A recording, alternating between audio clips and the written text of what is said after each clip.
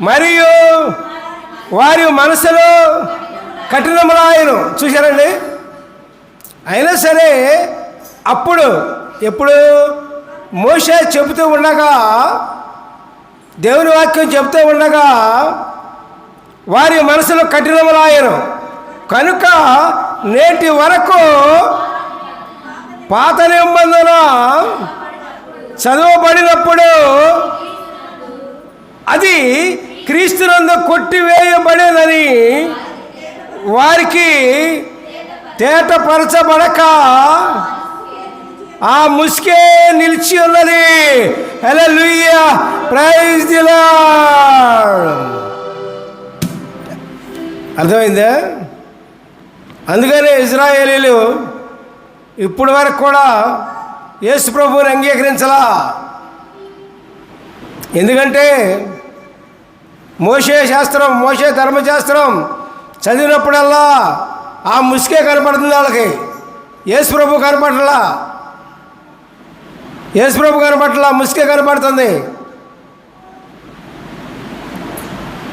పాత నిబంధన అంతా కూడా యేసు ప్రభు కొట్టివేశారంటే తీసేయలా. ఇక్కడ అర్థం చేసుకోవాలి. కొట్టివేయబడిందంటే యేసు ప్రభు పాటించారు. పాత నిబంధన అంతా కూడా ఆయన పాటించారు. అందుకని ధర్మశాస్త్రం అంతా కూడా ఆయన నెరవేర్చారు. కనుక మనము ధర్మశాస్త్రం జోలికి పోవక్కర్లా. యేసు ప్రభునందు ప్రభుని విశ్వసించినప్పుడు, దేవదేవుని విశ్వసించినప్పుడు మనము